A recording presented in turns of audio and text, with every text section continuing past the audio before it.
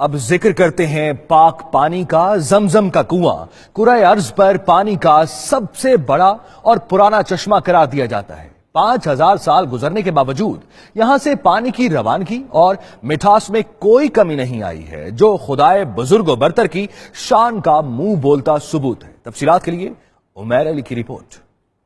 وہاں کی فقیری ہے رش کے امیری، وہیں پر بسر ہو میری زندگانی۔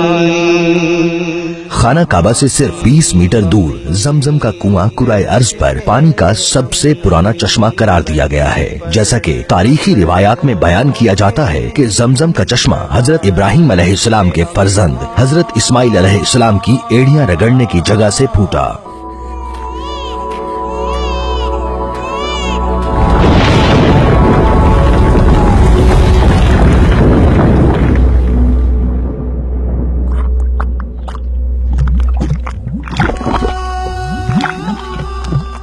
پانی کا یہ کنواں 30 میٹر گہرا ہے، جس میں پانی کی سطح زیادہ سے زیادہ 18.5 لیٹر اور کم سے کم 11 لیٹر بتائی جاتی ہے۔ جب حضرت ابراہیم اور حضرت اسماعیل علیہ السلام نے یہاں پر اللہ کے پہلے گھر کی بنیاد رکھی تو یہ چشمہ اس وقت موجود تھا۔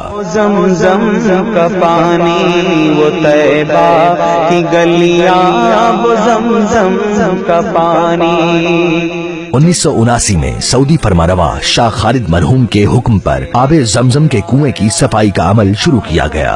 2010 میں سعودی فرمانروا شاہ عبداللہ مرحوم نے $700 ملین کی مدد سے کنویں کو جدید تقاضوں کے مطابق ڈھالا اور مسجد الحرام سے 4.5 کلومیٹر دور آب زمزم کا کارخانہ تیار کروایا، جس میں 13,405 مربع میٹر عمارت میں یومیہ 2 لاکھ گیلن زمزم ذخیرہ کیا جاتا ہے۔ حج کے ایام میں یہ تعداد 5 لاکھ گیلن تک چلی جاتی ہے۔ طیبہ کی گلیاں، وہ زمزم کا پانی، وہ طیبہ کی گلیاں، وہ زمزم کا پانی۔